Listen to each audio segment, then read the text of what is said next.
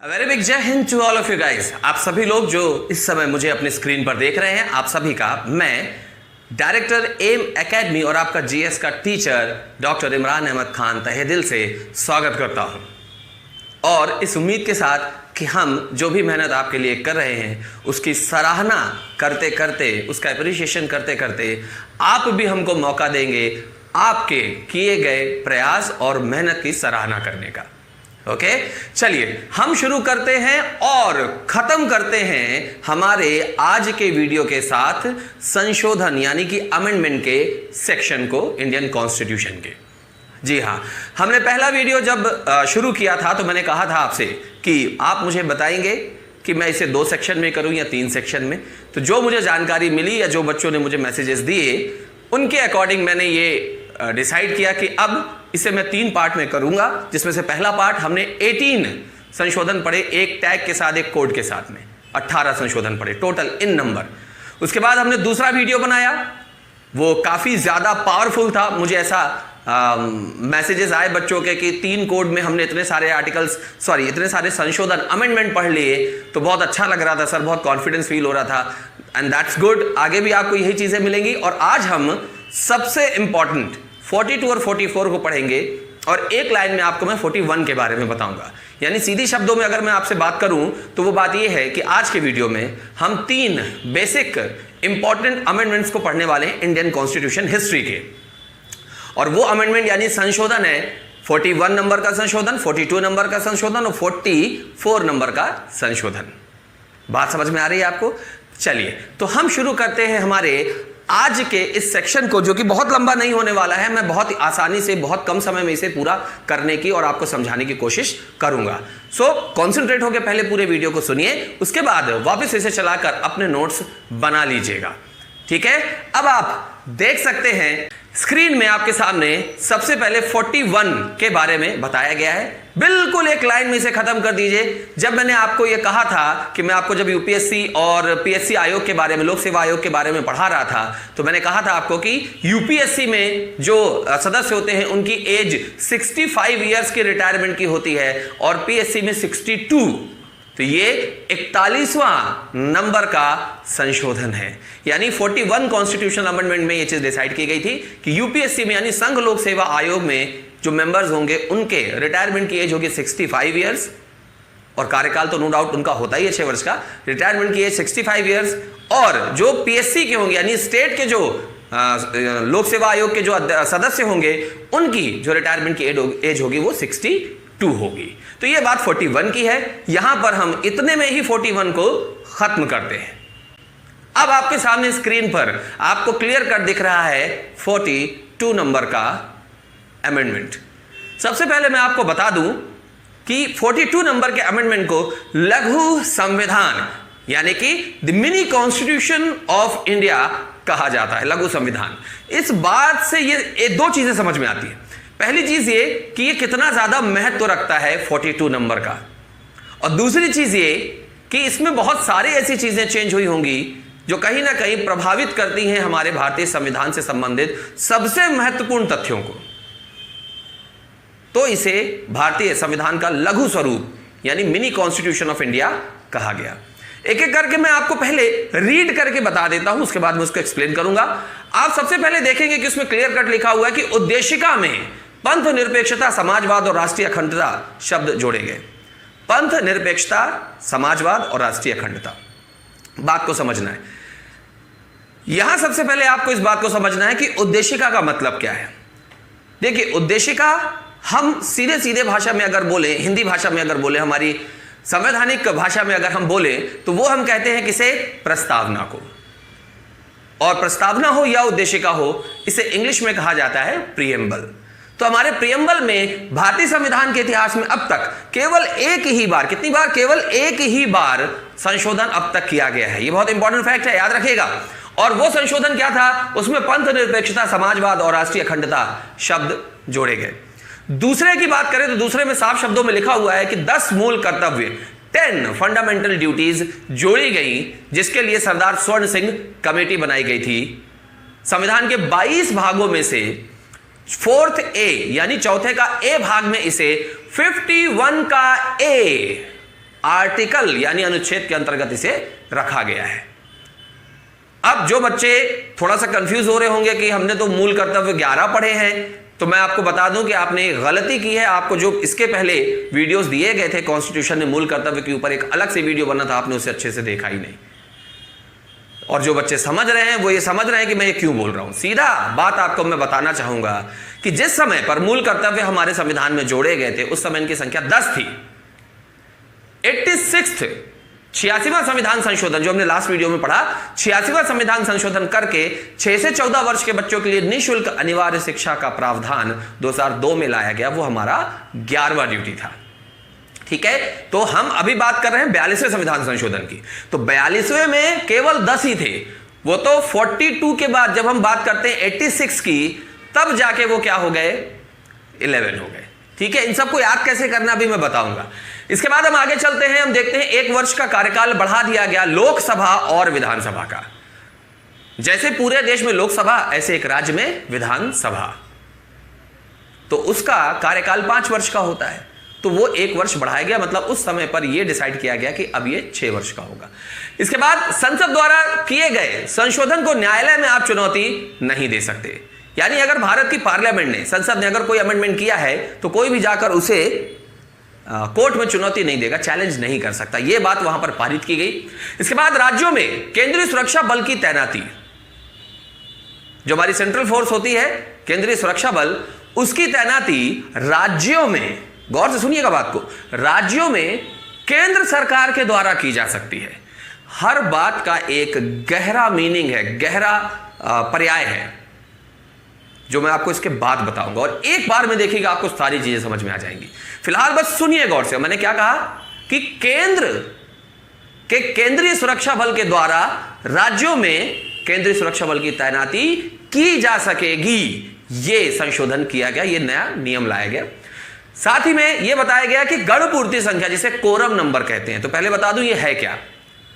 सदन में, अब जब सदन बोल रहा हूं तो वो राज्यसभा भी हो सकता है, वो लोकसभा भी हो सकता है, वो विधानसभा भी हो सकता है, और अगर उस राज्य में विधान परिषद है तो उसकी भी बात हो रही है। सदन में एक टोटल मेंबर्स का 1/10 डिसाइड किया जाता है। यानी अगर 100 लोग हैं तो 1/10 कितना हो जाएगा, 10 लोग। अब ये क्या है, ये वो संख्या है जिसके कम से कम पूरे होने के बाद ही सदन की कार्यवाही आगे बढ़ाई जा सकती है, वरना पार्लियामेंट हो, चाहे वो हमारी स्टेट पार्लियामेंट हो, वो क्या होगी, रद्द हो जाएगी। उस दिन उसकी कार्यवाही नहीं होगी। तो हुआ क्या, ये तो आज का कानून है, लेकिन उस समय क्या रूल लाया गया था कि गणपूर्ति संख्या की वैल्यू समाप्त कर दी गई। बोले कोई जरूरी नहीं है, जितने लोग होंगे उतने में ही सदन आगे बढ़ाया जाएगा। अब आपको लगेगा कि केवल ये 1, 2, 3, 4, 5 और 6 चीजों की वजह से 42वें संविधान संशोधन को लघु संविधान बोल दिया। नहीं, केवल 6 चीजों की वजह से नहीं, इसमें और भी बहुत सारे 7, 8, 10 और आर्टिकल्स संशोधन किए गए, लेकिन वो आपके और आपके समझ के लिए और आपके अभी के लेवल के लिए आवश्यकता उनकी नहीं है। अगर आप पढ़ना चाहते हैं तो आप बड़ी किताबों को उठा के पढ़िए, आपको बहुत कुछ मिलेगा, लेकिन शुरुआत आपको यहीं से करनी पड़ेगी। ठीक है, तो इसे मिनी कॉन्स्टिट्यूशन ऑफ इंडिया कहते हैं। अब बात यह आती है कि हम 42 को याद कैसे करें। ठीक है, तो इसको याद करने का बड़ा आसान तरीका है। सबसे पहले तो हम उसमें यह याद करेंगे कि 42 1976 में हुआ। इस बात को कैसे याद रखें, तो गौर से जरा मेरे बोर्ड की तरफ देखिए।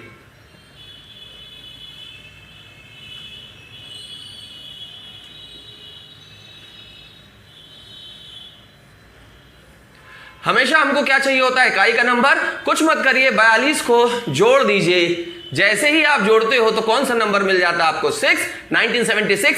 यहीं पर मैं बात करूंगा 44वें की भी, 44th भी पढ़ना है ना अपन को।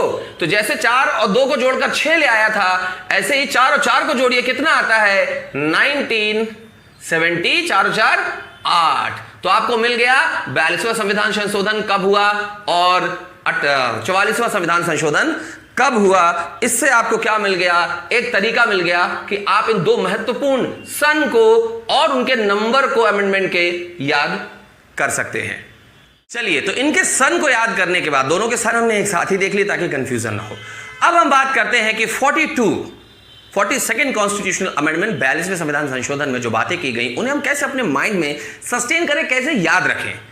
आपको कुछ भी नहीं करना है। जब आपने 42 नंबर से 1976 निकाल लिया तो याद रखिए, और आपको ये पता भी होगा, मैंने आपको आर्टिकल 352, 356 वगैरह जब इमरजेंसी से रिलेटेड आर्टिकल पढ़ाए थे तभी आपको बताया था कि हमारे देश में 1975 में इमरजेंसी लगाई गई थी, और उस समय पर जो हमारी प्रधानमंत्री थी वो the iron lady of India उनको कहा जाता है, स्वर्गीय श्रीमती इंदिरा गांधी जी थी।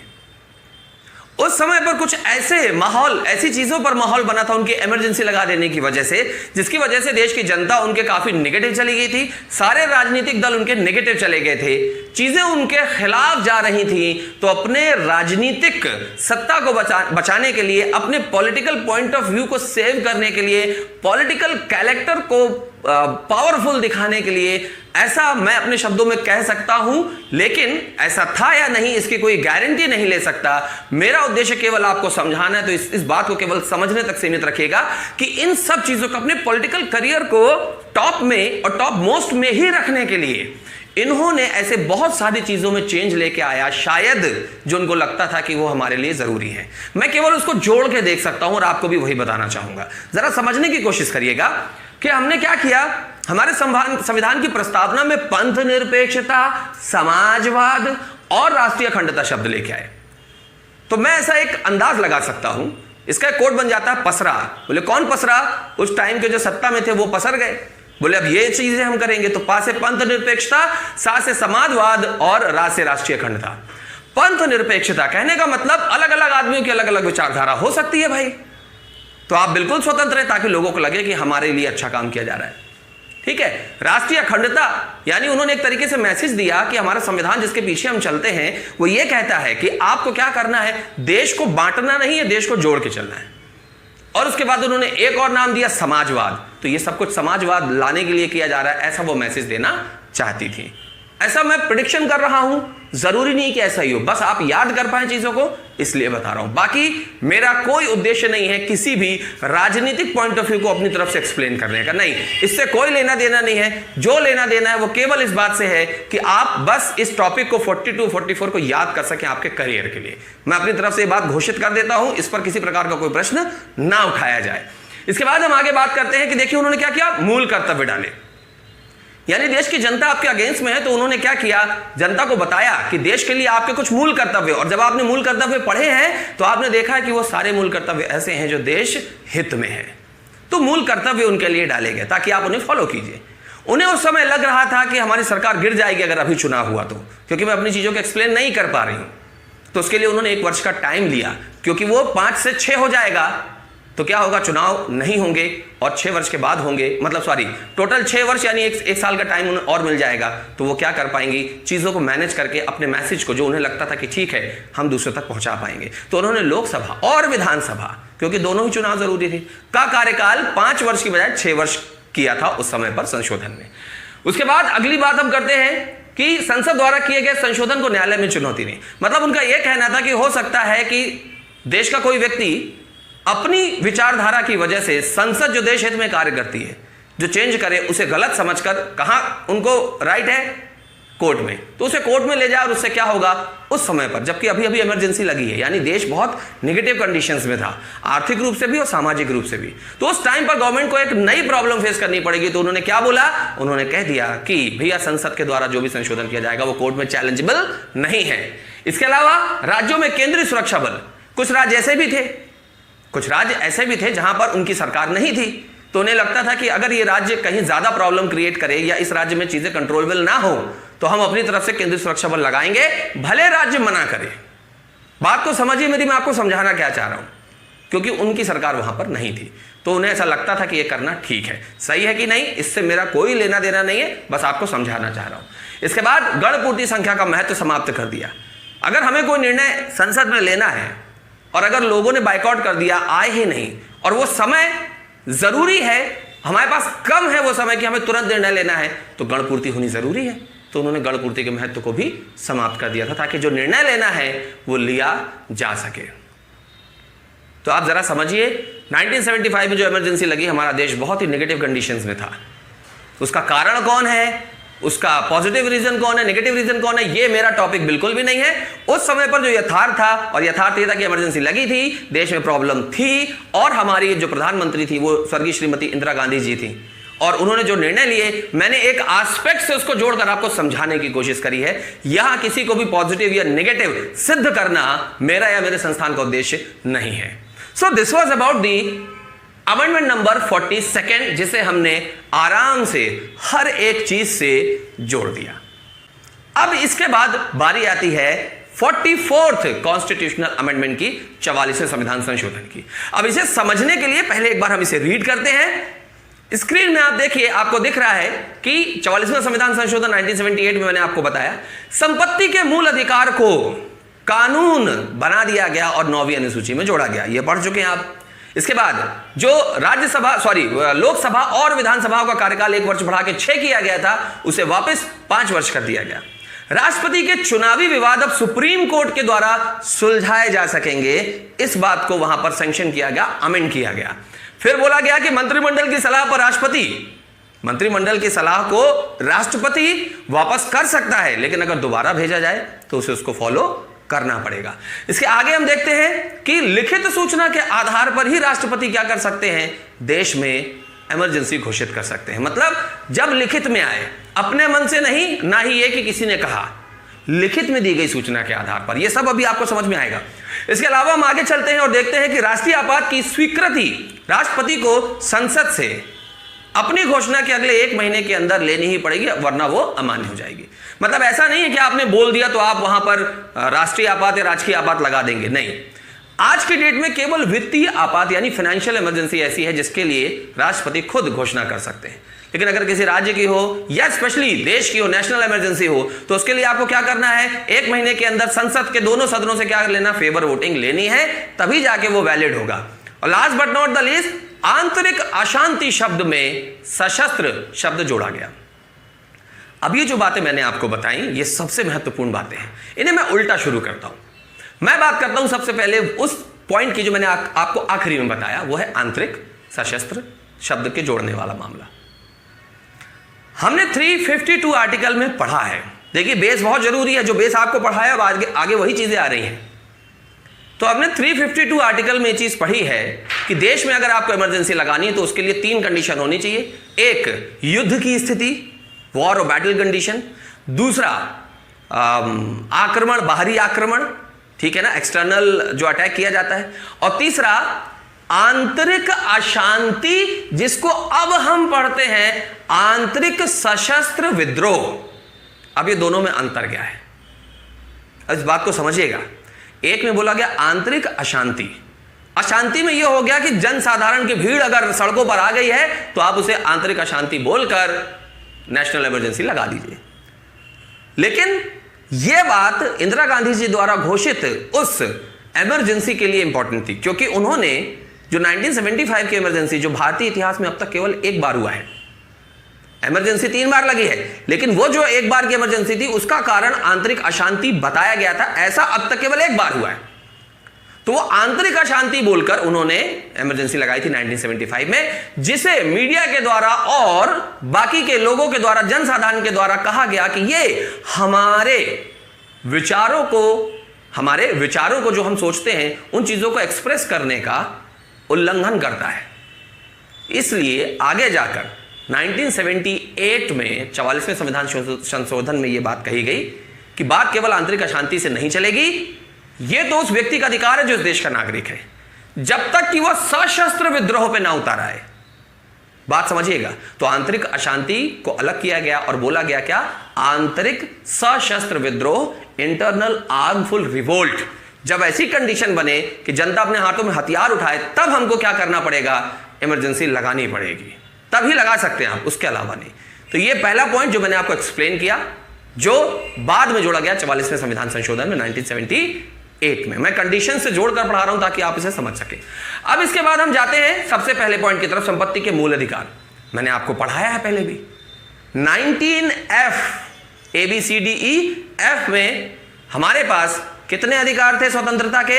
7। लेकिन 44वें संविधान संशोधन के बाद ये 7 नहीं रह गए, ये 6 रह गए। तो वो 7वां कौन सा था, मतलब F वाला कौन सा था?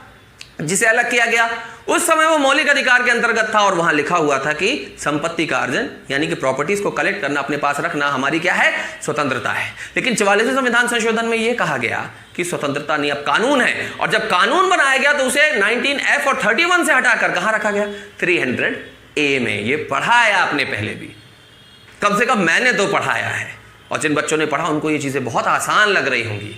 चलिए इसके बाद हम चलते हैं कार्यकाल पुनः 5 वर्ष, तो ये तो आपको समझ में आ ही गया। राष्ट्रपति के चुनाव विवाद सुप्रीम कोर्ट में सॉल्व किए जाएंगे। ये एक सिंपल सी बात थी कि राष्ट्रपति के चुनाव पर अगर कोई प्रश्न उठाता है तो अब उसे सुप्रीम कोर्ट यानी ऐसी संस्था जिसका राजनीति से कोई लेना देना नहीं है, एटलीस्ट संविधान के अनुसार, वहां पर इसका निर्णय होगा। आगे मंत्रिमंडल की सलाह पर, यह हमने आर्टिकल्स के दौरान पढ़ा था, हमने राष्ट्रपति के पावर के दौरान भी पढ़ा कि जो केंद्रीय मंत्रिमंडल होता है, यदि वो राष्ट्रपति को अगर कोई सलाह देता है तो सलाह को मानना या ना मानना राष्ट्रपति का अपना अधिकार है। लेकिन यह निर्धारित किया गया कि ऐसा वो एक बार कर पाएंगे। कैसे एक बार? मान लीजिए कि आप मंत्रिमंडल, आपने मुझसे कहा कि 1+1 2 होता है, मैं आपको यह बात मानने से इनकार करता और आपको कहता है काम करो, 1+1 क्यों कर रहे हो, 1+2 करके 3 कर लो ना। तो मैंने यह बोलकर आपको क्या किया, उसे वापस भेज दिया। लेकिन अगर आपने वापस मेरे पास भेजा कि नहीं 1+1 को 2 ही लेकर चलना है, तो being a president of India मुझे इस संशोधन के अनुसार अब उस बात को मानना अनिवार्य होगा, मैं उसे डिस्कार्ड नहीं कर सकता, अलावा कि अगर मैं वीटो पावर का यूज नहीं करता हूं तो। और इतना आसान नहीं है, क्योंकि अब तक भारतीय इतिहास में वीटो पावर केवल एक बार ही उपयोग हुआ, ज्ञानी जैल सिंह के द्वारा 1986 में डाकघर संशोधन अधिनियम में राजीव गांधी जी की सरकार में। ओके चलिए, तो यह बात हमने पढ़ ली। आगे देखते हैं। राष्ट्रपति जी तब तक इमरजेंसी अनाउंस नहीं कर सकते जब तक कि उनके पास लिखित सूचना ना हो। इसके पीछे मुझे संभवतः ऐसा कारण लगता है कि ऐसा ना हो कि राष्ट्रपति अपने मन से कुछ भी बोल दे। नहीं, राष्ट्रपति अगर जैसे ही अनाउंस करें कि मैं इमरजेंसी की बात कर रहा हूं तो उनके पास दिखाने के लिए हो कि ये किसने बोला है, किस आधार पर बोला है, लिखित सूचना। ऐसा मुझे लगता है, और ये बात मुझे बिल्कुल सही भी लगती है कि कोई भी बात गोरख धंधे में नहीं होनी चाहिए, लिखित में हो, यही सही है, यही कानूनी है। तो ये उस समय पर किया गया, क्योंकि इमरजेंसी को बहुत झेल लिया था लोगों ने जो 1975 में हुई। तो आने वाले समय पे सरकारों ने ये डिसाइड किया था कि अब ऐसी चीजों से हमको बचना है। पक्ष और विपक्ष अलग बात है, जनता जो सरकार के पक्ष में हो, विपक्ष में अलग बात है, लेकिन मूल मुद्दा यह है कि मिलकर तो हम एक देश ही है ना। समस्या आएगी तो सबके घरों में आएगी। बात समझ में आ रही है? इसके बाद हम सेकंड की तरफ चलते, सेकंड लास्ट की तरफ। राष्ट्रीय आपात की स्वीकृति आपको संसद से 1 माह के अंदर लेनी पड़ेगी। मतलब ऐसा भी नहीं है कि आपने घोषणा कर दी तो वो हो ही जाएगा। किसने? राष्ट्रपति ने, जैसा कि इसके पहले हो गया। तो राष्ट्रपति को संसद में 1 माह के अंदर क्या लेना पड़ेगा? फेवर वोटिंग, यानी बहुमत। तब जाके, यानी जब संसद भी बहुमत दे, राष्ट्रपति भी वही चाहता हो, और संसद में कौन लोग बैठे? वो लोग जिन्हें जनता ने चुनकर भेजा है। तो एक तरीके से मान्यता होगी कि हाँ भाई, सभी मानते हैं कि इस समय देश में क्या होना चाहिए, इमरजेंसी लागू होनी चाहिए। ठीक है। So this was all about the amendment number 41, 42 and 44। So guys, हमने यहां पर आज संशोधन के टॉपिक को फिनिश किया है। याद रखिए, हमने जितनी सारी चीजें संशोधन में पढ़ी हैं, मैं हर उस बच्चे से जो मेरी बात को सुन रहा है इस समय, मैं बस यही कहना चाहता हूं, थोड़ा रियलाइज करिए कि आपके अंदर की नॉलेज गेनिंग कैपेसिटी कितनी ज्यादा है। और यह चीज तब और ज्यादा बेहतर हो जाती है जब आपको आपके शिक्षक इस तरीके से एक एक चीज को माइनर लेवल पे जाकर मेजर लेवल तक लेके आने की क्षमता रखते हैं। चाहे वो आपका कोई भी सब्जेक्ट हो, जो चल रहे हैं अभी वो, या जो आने वाले हैं वो। तो मैं बस आपको बताना चाहता हूं ना कि आपकी नॉलेज गेनिंग कैपेसिटी ज्यादा है, यानी आप ज्यादा चीजों को अपने माइंड में रख सकते हैं। उसके अकॉर्डिंग, आपकी क्षमता के अकॉर्डिंग अपने जीवन में क्या, किस पोस्ट में जाने का निर्णय लेना है वो लीजिए। कोशिश करिए कि इस चीज को आप बाउंडेशन ना बनाए कि नहीं मेरे घर में तो नौकरी की जरूरत है, नहीं मेरे को तो अभी चाहिए, बस 5 दिन में मेरे को नौकरी। ऐसे नहीं होता, ऐसे कभी भी नहीं होता। मैं इस बात से इनकार नहीं करता हूं कि घरों में नौकरी की आवश्यकता है बच्चों और बच्चियों को, लेकिन मैं इस बात को भी मानने को तैयार नहीं हूं कि अगर एक बच्चे की कैपेसिटी एक जनरल गवर्नमेंट जॉब से कहीं ज्यादा अच्छे करने की है तो वो उसके लिए 6 महीना, 8 महीना, 1 साल नहीं दे सकता। घर जैसे चल रहा था, 1 साल का कष्ट और उठाइए ना, लेकिन पूरी जिंदगी आपकी लाइफ सेटल होगी। क्योंकि आप अगर ये सोचते हैं कि नौकरी में जाने के बाद हम आगे पढ़ लेंगे, तो ये one of the toughest job है ऐसा कर पाना। क्योंकि जो लोग हैं उनसे पूछिए आप, तो वो आपको बताएंगे जिंदगी में एक मौका है, एक अच्छा मौका, जब आप अपनी पूरी शिद्दत से, पूरी ताकत से, तन्मयता के साथ, अपने शिक्षकों के समर्थन के साथ, अपने घर वालों के सहयोग के साथ पढ़ाई कर सकते हैं। पढ़ लीजिए, बार बार बोलता हूं, पढ़ लीजिए, लाइफ आपकी बेहतरीन हो जाएगी, जिंदगी के सारे ऐश आपके पास होंगे सकारात्मक रूप से। इस सीरीज में हमने जो एक बीड़ा उठाया है, ज्यादा से ज्यादा उसमें लोगों को जोड़ने की कोशिश कीजिए, और सबसे पहले तो खुद कंटिन्यू रहिए।